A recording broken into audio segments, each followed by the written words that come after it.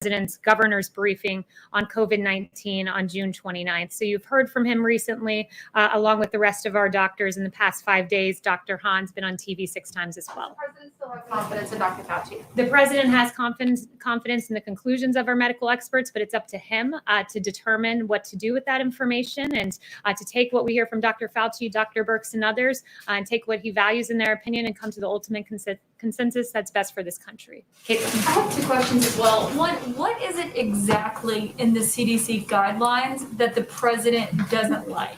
Yeah, so the CDC guidelines that the president mentioned today, I would note that it was emphasized by Dr. Redfield that he doesn't want these guidelines to be a reason for schools to not reopen. They're not requirements and they're not prescriptive, and that's per the CDC director. Right, but what is it that the president thinks is too strict and too expensive and too impractical, as I think the word is? One of the things is in the guidelines, which I would note that in these guidelines, there are 28 implicit acknowledgments that these guidelines aren't even feasible.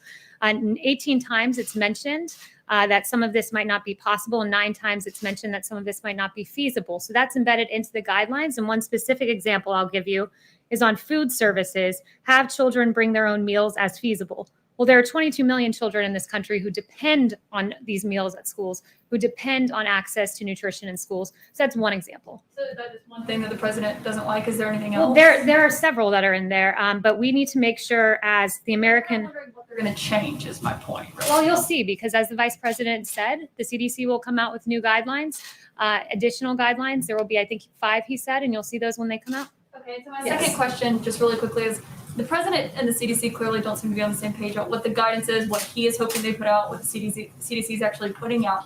So why doesn't the president just go to these task force meetings so then he can talk about it with them? Because our reporting is that he hasn't been to one since April. So I would note that the CDC is very much on the same page as the president, which is why you heard the CDC director today underscore these are not prescriptive, these are not requirements, and that there will be supplemental guidelines. So they are on the same page. The president's routinely briefed about the coronavirus each and every day. The relevant information is brought to him on the big decisions, and then he moves forward in the way that's best for our country. Jill. Every day. Thanks, Kayleigh. So just following up on those new CDC guidelines that we're told are coming out next week, did the White House pressure the CDC to change public health guidelines that were reached in accordance with medical professionals because the president doesn't like them? No, not at all. But the president made his opinion quite clear publicly this morning on Twitter for all to see. And we would note that guidelines, and I would underscore the American Academy of Pediatrics, because it is an organization that's made up of 67,000 pediatricians that they represent. They're very adamant about kids needing to go back to school. And they said school policies must be flexible and nimble in responding to new information. And administrators must be willing to refine approaches when specific policies are not working. Policies should be practical, feasible, and appropriate for child and adolescent development stage. Against social distancing guidelines in school, things that are included in those guidelines now, like placing desks apart from each other, staggering school times, against those elements of it? So I'm not going to get into each and every element and where he stands on it. The president wants us to go back to school safely. Our children depend on it. These schools are essential. And I think he stands on the side of parents across this country who want to see their kids back in school, who want to see, make sure that their kids don't fall behind in education. Yes, Christine. Thank you, Kayleigh. By this point in the 2016 campaign, President Trump had been talking about what would ultimately become the USMCA for more than 9 months. So when do you think we can expect President Trump to detail his priorities for a second term?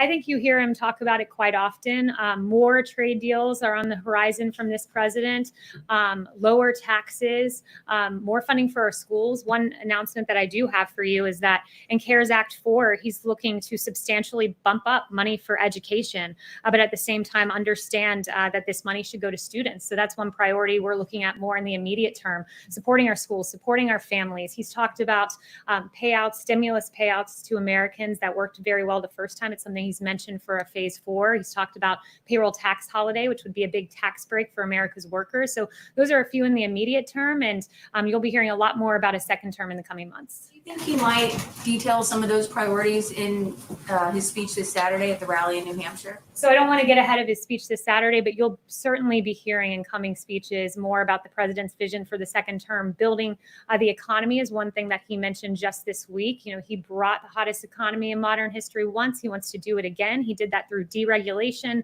through lower taxes, and that led to historic low unemployment for Black Americans, Hispanic Americans, disabled, or veterans. And those are the kind of policies, conservative policies he's looking at for a second term. And anything that you could say to Republicans on Capitol Hill who have talked to reporters and said that they would like President Trump to perhaps be a bit more forceful about what exactly he would intend to do? Well, the president's been very clear. I mean, I just mentioned to you what he wants in CARES Act 4. He's mentioned some other things. So I think he's very vocal about what he wants, and you'll be hearing more from him. Justin. Thanks. I had one on Hong Kong, but I first wanted to just follow on the rally question. Just before you came out, the director of the Tulsa Health Department said that the president's rally very likely contributed to a surge in coronavirus cases in the city. We know that allies and advisors of the president also have tested positive since Tulsa, and in New Hampshire, masks are recommended but not required. So I'm wondering first why the president continues not to require masks at his rallies, considering we've seen the public health outcomes that come from it, and whether that or other changes are something that he might look at going forward. The president's been operating in accordance with CDC guidelines, recommended but not required. But as he said recently, if he weren't tested every day and he was in a situation where he couldn't distance, he would wear masks. We hand them out. They're handed out by the campaign, rather, at these events, and there's ample hand sanitizer, and it's people's individual choice as to whether to go. Do you have a response to the Tulsa health director sort of I would pointing just I would just say that I have no data to indicate that on my end, but it's the decision of individuals whether to go. We encourage the wearing of masks. As the president said, if he couldn't distance, he would, but it's the individual choice of the person.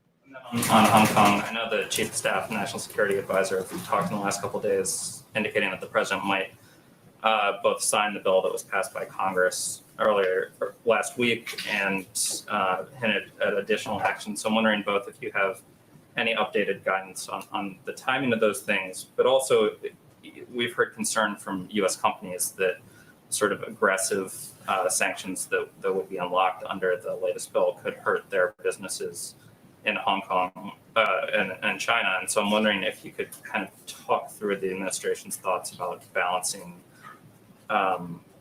how aggressively you would be sanctioning Chinese officials versus U.S. business interests. So I'm not going to get ahead of the president on what our actions on China will be, but you will be hearing about some upcoming actions that pertain to China. So I can confirm that. Yes. Yes, thank you, Kayleigh. So still on Hong Kong, this morning, Robert O'Brien said that China has basically annexed Hong Kong. Can you explain what he means by that and what the administration plans to do about it? I think his words are quite clear. We've been quite clear from this podium that Hong Kong's special status is at risk because of the Chinese actions. So, just to follow up on annexation, what are the administration's plans on actual plans of annexation from the Israeli on parts of the West Bank? So I won't get ahead of the president on those actions. Yes. Jeff. Thanks, Kayleigh. You mentioned education before. The president said in his tweet this morning that he might take funding away.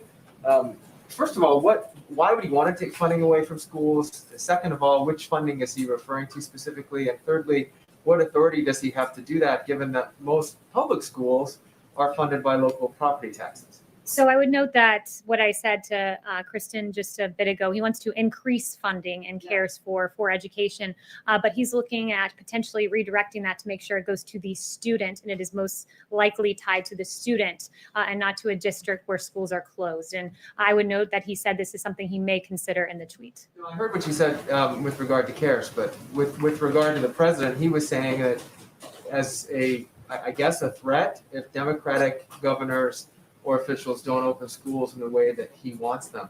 I'm just wondering, again, what authority he would use to do that and which specific funds he's targeting. Yeah, not in the ways that he wants them to open. He wants them to reopen altogether. He wants students to be welcomed back to these schools because there are real consequences. Let's be clear about what we're talking about here. We're talking about a situation where you have the American Academy of Pediatrics talking about the negative impacts of children not in schools. Learning deficits is among them. There's increases in child and adolescent physical or sexual abuse because you don't have people reporting and notifying, like teachers and PE teachers and school personnel notifying health departments when they see signs of this. You have increased substance abuse, depression, and suicidal ideation. And this is from the American Academy of Pediatrics. So the president, he's going to push schools to reopen. These are grave consequences. Even CNN reporting that experts believe that the recent decline in calls to child abuse and neglect hotlines might really mean more cases are going unnoticed. This is unacceptable. And our schools are essential, and our teachers are essential workers, and he wants them to open, and that's why he's speaking out so strongly about this. Kayleigh, that the schools and the districts that are looking at this want to do it in the safest way possible, and that's why there seems to be some disagreement on how to do that most safely. Well, the president will always stand up to teachers unions who want to keep these schools closed, because what is best for the child is for these schools to be open. That is pretty clear. Ebony. Want to keep the schools closed? Ebony. Just following on from Jeff's question, New York City officials today said that schools would go back in the fall on a staggered schedule of 2 to 3 days a week. I'm wondering if that's something that the administration and the president supports. So I haven't spoken to him about that plan in particular, but it's encouraging anytime you see that some kids will be welcomed back onto the campus. Haven't spoken to him specifically about the New York scenario. Another question. The Supreme Court is expected to rule tomorrow on whether or not the president can keep his financial records secret. I'm wondering if the court rules against the president, he will be happy to hand over his records to Congress and the Manhattan District Attorney. So since that's hypothetical, I won't answer that, and I'll wait to get back with you guys tomorrow after we see that ruling, which we hope is in the favor of the president. Yes. Yes, 2 questions for you, Kayleigh. Thank you. Did the president ask the president of Mexico if he would pay for the wall, and what happened to that threat? So that discussion did not come up when I was in the room. The second question, is the president still filing documents this week to be able to resign DACA once again and start the legal process? Yeah, no announcements on that front, but when we have an announcement, you'll be the first to know. Chanel? Thank you, Kayleigh. Going back to the executive orders that Meadows had mentioned earlier this week, is President Trump going to discuss with President Obrador any details about this executive order as he drafts it up, or as he? So in the discussions I was a part of, there was not an executive order discussed, but there will be some executive orders this week. Can you give us a preview of what they might entail? No preview, but there will be some this week. Yeah. What about Justin Trudeau and his non-appearance today? Yeah, What messaging does that give to the rest of the world as they're watching this USMCA from us? Well, Canada was unable to travel because of the restrictions they have in their country with regard to COVID. Yes. I wanted to carry on with that. I wanted to ask you to confirm if President Trump and President López Obrador talked about immigration at all in their meeting today. It came up briefly, and just noting the great cooperation that has been had between Mexico and the United States. Mexico mobilizing those troops to the border went a very long way. President Obrador has been a great partner to this country, both on the USMCA and with regard to immigration and with regard to drug interdiction. A lot of lives have been saved thanks to President Trump and President Obrador's cooperation. There's Yes. nothing new that President Trump asked President López Obrador to do on immigration or the border. So I won't get into their private details and private conversations, other than to note that there's been great cooperation, and that was noted today. Yeah. Yes. Thanks, Kayleigh. 2 questions. Following up on Jeff's question, you have, from behind the podium, talked about the importance of federalism, local and state officials being able to decide what to do with their own residents. How come when it comes to schools, the president is threatening schools, saying that if they don't follow his guidance in terms of what they should do in reopening, that he's going to threaten their funding? Why is that not, that federalism principle not being followed? Because he thinks that funding should go to the child. It should be there for children who are going to school. Keeping schools closed down is an untenable prospect. And if this administration is going to stand for anything, it's going to be standing against child abuse, which reporting falls when schools are closed. It's going to be standing for educational equality, because as noted by McKinsey and Company, I was reading some very detailed studies today that learning loss will probably be greatest if schools stay closed among low-income Black and Hispanic students. This president fights for school choice. He fights for opportunity, and he'll fight for schools to stay open, because those disproportionately impacted are minority communities. High school dropout rates, that's another thing. We know that in the wake of school closures after Hurricane Katrina and Hurricane Maria, 14 to 20% of students never returned to school. And there's an estimate that 2 to 9% of high school students could drop out as a result of a permanent shutdown in schools. Our schools are important. They have to stay open. They are essential. And the president will stand on the side of our children. Question, there has been a recent book that was written, a quote attributed to one of your colleagues, Katie Miller, saying, if you come to America, you should assimilate. Why do we need to have Little Havana? Is that a statement that this administration, this White House stands behind? So I spoke to Katie before coming out here, and she says that those quotes are not true as described in the book. And I'll tell you this, that there is no greater ally of the Cuban community than President Trump. He loves the Cuban community. He's moved his residence down to Florida, South Florida in particular. And there's no greater advocate against socialism than the Cuban community in this country, and than this president who said America will never be a socialist country. Yes. Thanks, Kayleigh. So the city of Houston just a little while ago canceled the Texas Republican convention because of COVID concerns. Are there any fresh thoughts about scaling back Jacksonville? No, we're still moving forward with Jacksonville. It'll be a safe event. It will be a good event, and it will be up to the RNC as to how those details are hashed out. Can I ask an education question, not lower school, but colleges and universities? A couple of them at least are challenging the ICE ruling having to do with visas for foreign students when the universities are not holding in-person classes. And I'm wondering if that is aimed at pressuring colleges to fully open, that feel maybe that it's not safe to do so. I think the policy speaks for itself. You don't get a visa for taking online classes from, let's say, University of Phoenix. So why would you if you were just taking online classes generally? And I would note, with regard to Harvard and MIT suing over this, and all due respect to my former alma mater, perhaps the better lawsuit would be coming from students who have to pay full tuition with no access to in-person classes to attend. Yes. When it comes to the flexibility with the Jacksonville event, could that flexibility include moving events elsewhere if the case counts continue to rise in Florida, even possibly back to Charlotte if the cases stabilize there or go down? I'll leave that to the president and not engage in hypotheticals, but he's very excited to go to Florida. It's his home state. Jacksonville is the designation and the designated place of the Republican National Convention. Consider how to proceed forward. As schools are potentially considering perhaps a middle-of-the-road approach that, for example, New York is looking at, is that something that is acceptable to the president, this half home, half in the building, as opposed to opening them up fully? Yeah, I'll leave that to the president. I haven't spoken to him specifically about the middle of the road approach, but I will talk to him about that and get an answer for you. One thing I want to leave you with, and thank you all, these were very good and very thoughtful questions, so I appreciated them. This is a bit of a news item. The Kansas City mayor and the governor wrote to the governor, a letter that said this: "We are at a crisis point," he said, and additional help was needed to provide more tools for law enforcement and prosecutors to interrupt conspiracies to commit murder and the violent acts, particularly offenses committed by felons using deadly weapons in the streets of Kansas City.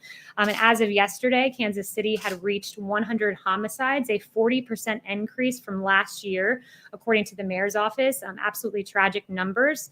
And Attorney General Barr has announced that there will be a launch of what's going to be called Operation Legend. It's a new initiative designated to fight the surge of violent crime that we've seen in Kansas City, directly in response to those requests by the mayor and by the governor. And specifically, Operation Legend is going to focus on a federal effort to increase law enforcement presence in the city. Attorney General Barr has directed agents from the Department of Justice's law enforcement agencies, the FBI, U.S. Marshal, DEA, and ATF, to be on the ground in Kansas City within the next 10 days to help state and local